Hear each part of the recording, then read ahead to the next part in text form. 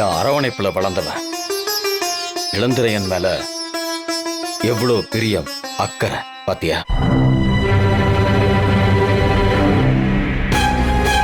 சரி, விஷயத்துக்கு வா. நீ செய்ய போற பூஜையை பத்தி சொல்லிட்டு இருந்தல்ல, அதை பத்தி சொல்ல.